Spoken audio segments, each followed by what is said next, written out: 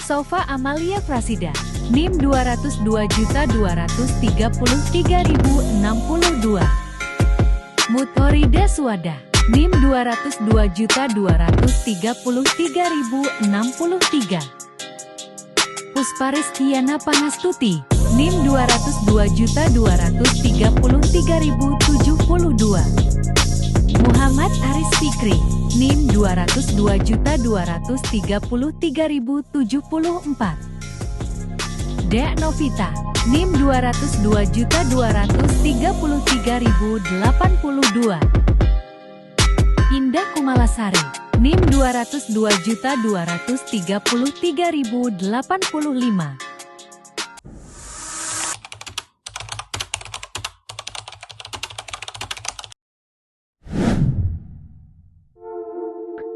Pondok Pesantren Rodlotul Muqtadiin Balekambang didirikan oleh Hadratus Syekh Hasbullah tahun 1884. Pesantren yang dikenal dengan nama Pesantren Balekambang merupakan pesantren tertua di wilayah Jepara. Penerus beliau adalah K. Abdullah Hatzik yang meninggal pada tahun 1985. Hingga sekarang pesantren Balekambang diasuh oleh K. Mamun Abdul. Visi, menanamkan akidah Ahlussunnah wal Jamaah demi terwujudnya santri atau peserta didik yang unggul dalam intelektualitasnya dan berakhlakul karimah. Misi, pertama, menyelenggarakan pendidikan yang berorientasi pada nilai-nilai Ahlussunnah wal Jamaah. Kedua, meningkatkan kualitas pendidikan sesuai dengan tuntutan zaman. Ketiga, melaksanakan kajian dan penelitian, ilmu-ilmu agama tafakuh fiddin, ilmu pengetahuan lain dan teknologi.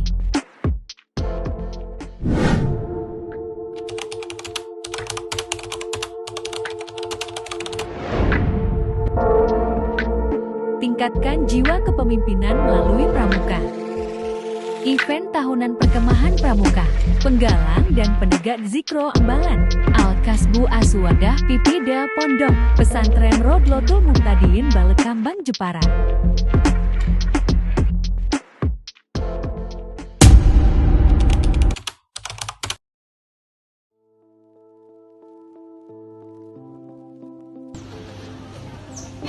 Menurut Ade, bagaimana pandangan menurut santri mengenai pendidikan karakter yang telah ditetapkan di Pondok Pesantren Balekambang? Kalau menurut saya, pendidikan di sini itu udah kayak bagus banget gitu loh Kak.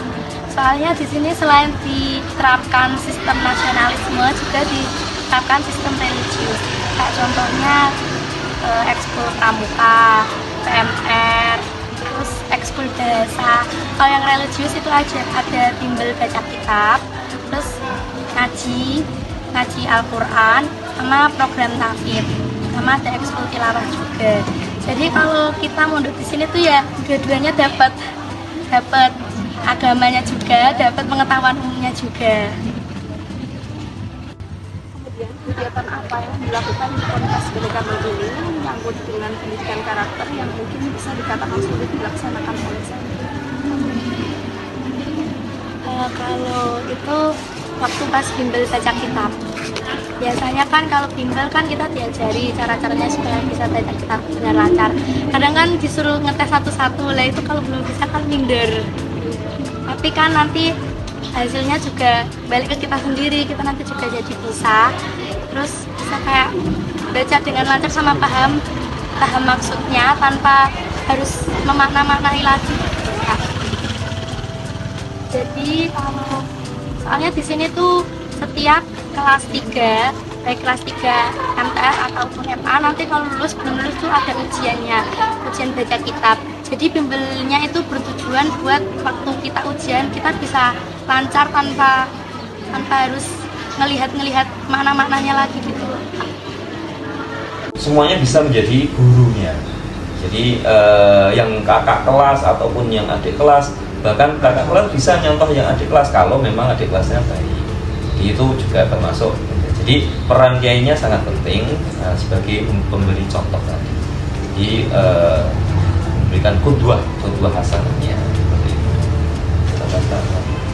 Apa itu Saya menjumpai santri yang misalnya tidak disiplin, itu diingatkan langsung.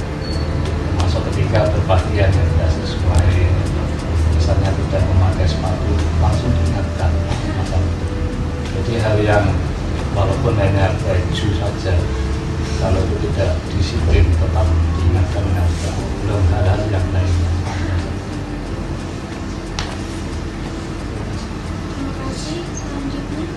Apa saja kendala yang dihadapi dalam penerapan pendidikan karakter di pondok pesantren Gali Tambak? Kendalanya ya. Yang pertama mungkin dari sisi santri. Jadi latar belakang. Balik lagi ke latar belakang. Latar belakang santri di sini kan dari berbagai macam ya latar belakang. Ada yang juga sudah mengenal pondok pesantren, ada yang kemudian orang yang kalau di rumah itu masih manja dan tidak. Pendidikan karakter ya mungkin bisa dikatakan sulit dilaksanakan oleh kegiatan yang paling sulit. Oke, untuk kegiatan yang paling sulit bisa dibilang itu salat subuh. Oh, salat subuh ya? Salat subuh, karena untuk di pondok pesantren Bali Kambing ini khususnya saya kan di sini baru kelas 9. Yes. Dan saya di sini juga mengikuti organisasi Ikatan Pelajar Nahdlatul Ulama atau IPNU. Jadi IPNU itu juga bertugas untuk mengobrai atau mengondisikan teman-teman untuk sholat ataupun mengaji. Dan khususnya untuk sholat subuh itu kadang paling sulit, soalnya ada yang entah kemana, tidur di WC, tidur di belakang WC juga ada. Dan untuk kegiatan paling sulit ya sholat subuh. Terima kasih.